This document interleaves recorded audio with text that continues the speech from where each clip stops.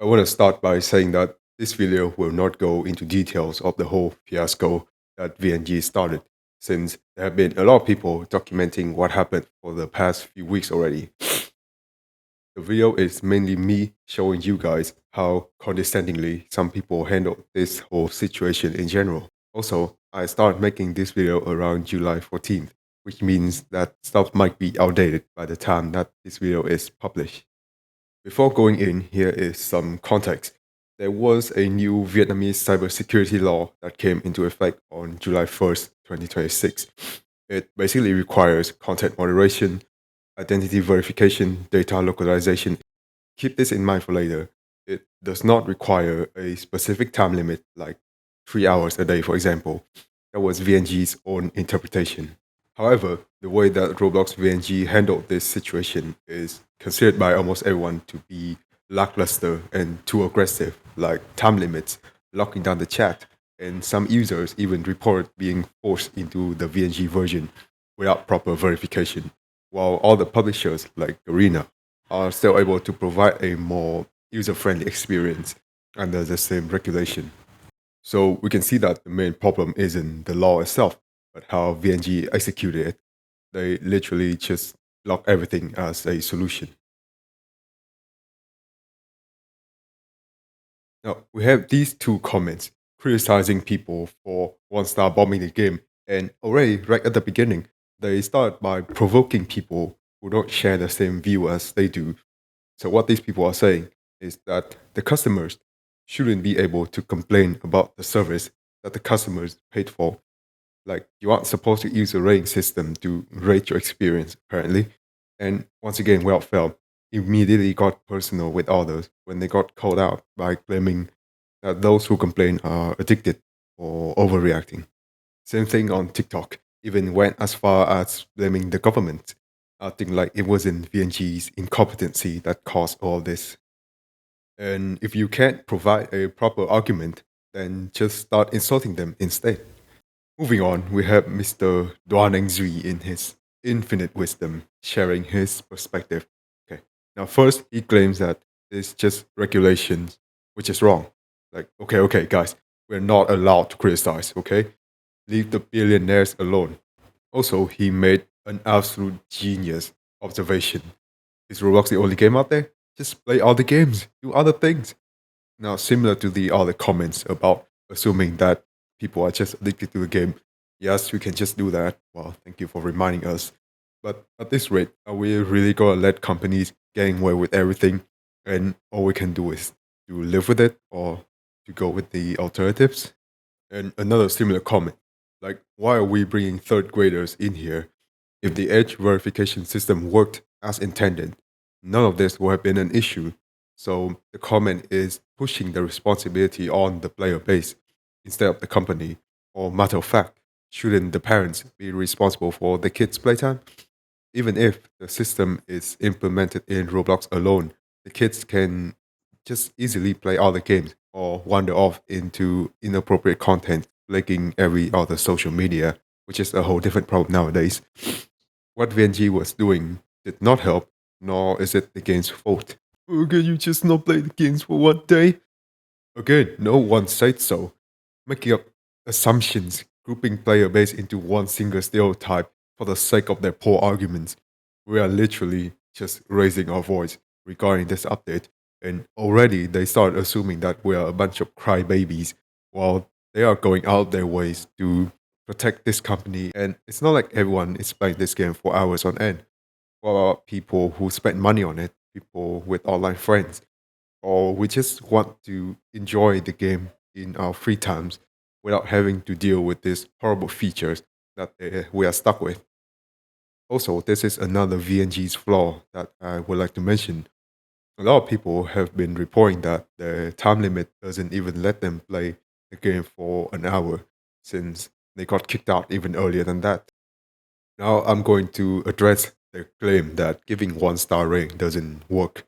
And this is the timeline of what has happened so far. So around July 1st, VNG dropped the update and immediately the community responded. The rating on Google Play dropped, and during the entire time, VNG said nothing. complete radio silence for 2 days. And then on the 4th and the 10th of July, VNG just issued two apologies. Now, I can't prove that the rating directly caused the apologies. VNG might have been planning to say something all along, who knows? But they were perfectly fine with staying silent and only spoke up after the reviews made it a problem. So a low rating means that new users would download the app, it affects their visibility on the App Store and absolutely destroyed their reputation. Again, the rating might not have worked on its own, but community pressure from the reviews, social media backlash, public attention forced a company that was happy to stay silent into issuing the two apologies. Also, I believe that everyone had the right to use the rating as an outlet for their frustration. They are allowed to criticize bad practices. Okay, now this is a pretty interesting one that I saw a post addressing already. So the link will be in the description. And I want to talk about this person who claimed that one star bombing will somehow end up with players losing their account. Here's what I have gathered. VNG's role here is the publisher and official representative of Roblox in Vietnam, meaning that they handle distribution, local compliance, and customer support over here. Just think of it like VNG is a convenience store that sells Coca Cola. If the store is gone, the drink or the Coca Cola company won't just cease to exist. You would just have to buy it from a different store. So your Roblox account, your usernames, Roblox inventory, friend list, all of that lives on Roblox Corporation servers in the United States. Roblox terms of use establish themselves as the service provider, and the official VNG FAQ says that player can log into Roblox VNG with an existing Roblox account, and their game's data remain tied to the account inside the VNG app. So the data never belonged to VNG in the first place. However, one problem that I found while going through all of this is the VNG lock. When a person logs into the VNG app, their account gets region flagged, and as far as I'm concerned, that this flag is basically permanent. The person might be stuck with VNG's restriction, but that is not a reason to defend VNG. This is a problem that VNG created, and if they actually got removed at the publisher, that lock would have no reason to exist anymore. And VNG can absolutely fix these issues if they aren't busy replying to NPC comments on TikTok, ghosting people's complaints, and using AI to respond to customer support. So we're literally just making up excuses for VNG's incompetency here. And there's this anonymous account that I want to show because this person legit just took a screenshot of the conversation with an AI and called it a day. Didn't even bother to read actual documents, just a simple one liner and got a genuine answer, which they decided, more than enough to use as a plausible argument. If you're wondering why these people are so infuriating to deal with, this is probably like 90% of them that you are talking to. Once again, leave the company worth over millions of dollars alone, saying that spending money on the game was your call. Okay, then. Now you tell me how people from literally years ago were supposed to be able to tell that one day VNG would just decide to strip away all the features and affect the experience negatively. Well, I guess I should have seen that coming when I bought my Robux back in 2018. Yeah, my bad, guys. And okay, this is my favorite one. No one messes with another person's rice bowl. So this is implying that we, yes, we are doing the dirty deed of bringing down their business. Completely reasonable claim, Like one day we all just woke up and bombed their rating for no reason whatsoever. And then in the end, not telling us to grow up for having the nerve to stand up for ourselves. Okay. Last one, I promise. This is from the same person from the beginning of the video, I recall.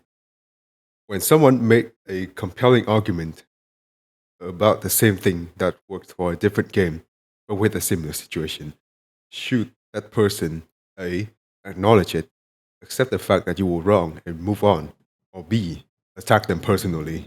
And guess which one this person chose? This is the company that you people are hell bent on convincing us that it is reliable, by the way, for our safety. All right, bro, Chacho. Whatever helped you sleep at night then? So that should be everything. Honestly, the whole shenanigan has gone out better than I expected.